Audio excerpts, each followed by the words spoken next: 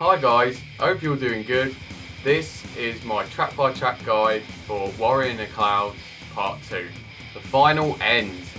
Now this song, the original idea came about when I was about 15. That first and last section I wrote when I was about 15, and it was one of the very first things I ever wrote.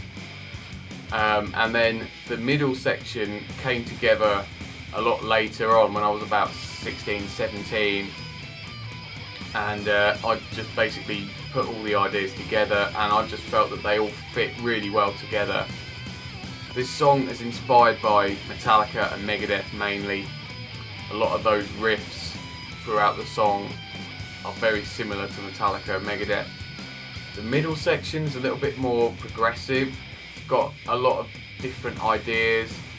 That slowed down section's got a little bit of like death in there, even though I wasn't listening to death at the time. And it's got a little bit of a South of Heaven Slayer vibe in there. And then the main guitar solos, I basically wanted to mimic Dave Mustaine and Marty Friedman.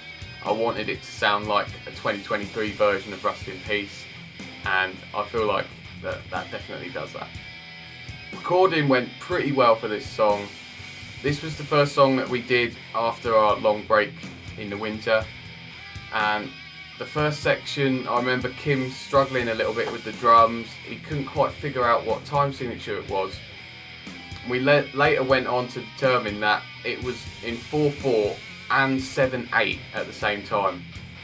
It was a weird, crazy thing going on there, but we got there in the end with it, and obviously the drums worked out really well.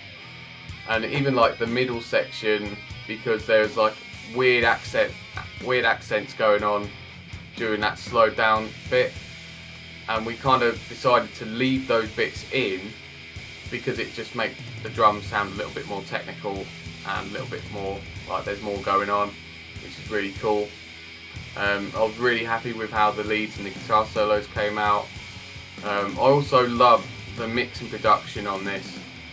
I think it's my favourite mix out of all the songs. I remember when he sent me it, and he sent me it as like version 1, like let me know what you think, and I said it's absolutely perfect, just leave it like that, it's fantastic, I love it. So that was really good, it saved a bit of time there.